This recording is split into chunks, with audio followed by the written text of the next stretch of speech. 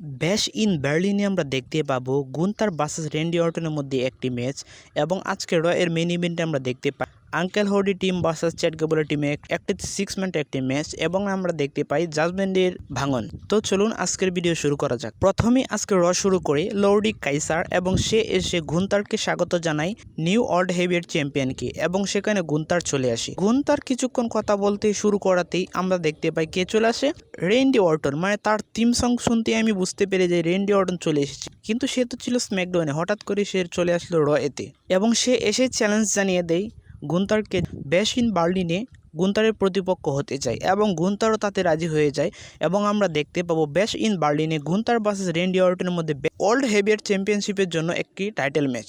এবং আজকে আমরা র এর মেইন ইভেন্টে দেখতে পাই চ্যাট গেবলের টিম ভার্সেস ওয়াইট সিক্সের টিম, মানে 3-3-6 ম্যান একটি ম্যাচ অনুষ্ঠিত হয় এবং সেই ম্যাচটিতে আমরা জয়লাভ করতে দেখতে পাই ব্রে হোয়াইটের টিমকে এবং আমরা দেখতে পাবো হয়তো ব্যাশ ইন বার্লিনে চ্যাট গেবল ভার্সেস আঙ্কেল হর্ডির মধ্যে একটি ম্যাচ।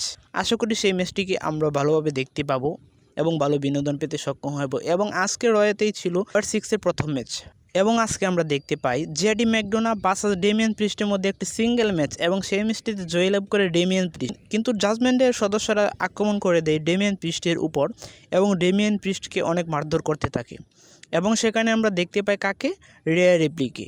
রেয়ার রিপ্লি চলে আসে এবং রেয়ার রিপ্লি ডেমিয়ান প্রিস্টকে রক্ষা করে। মানে এখন থেকে আমরা জাজমেন্টের দুইটি দল দেখতে পাবো, এক দলে থাকবে Damian priest and rear Ripley এবং অপর দলে থাকবে জেডি ম্যাকডোনা, ডার্টি ডম, ফিন বেলার অ্যান্ড লিভ মর্গান। মানে বলতে গেলে লিভ মর্গানের কারণেই হয়তো এই টিমটি নষ্ট হয়ে গিয়েছে, জাজমেন্টে এখন দুটো খণ্ডে বিভক্ত হয়ে গেছে। আজকের রয়ের মেন বিষয়গুলোকে নিয়ে এই ভিডিওতে আলোচনা করা হয়েছে। আজকের ভিডিও এই পর্যন্ত এবং WWE অ্যান্ড ব্যাশ অ্যান্ড বেলের সকল আপডেট পেতে আমাদের চ্যানেলটিকে সাবস্ক্রাইব করে রাখুন। ধন্যবাদ সবাইকে।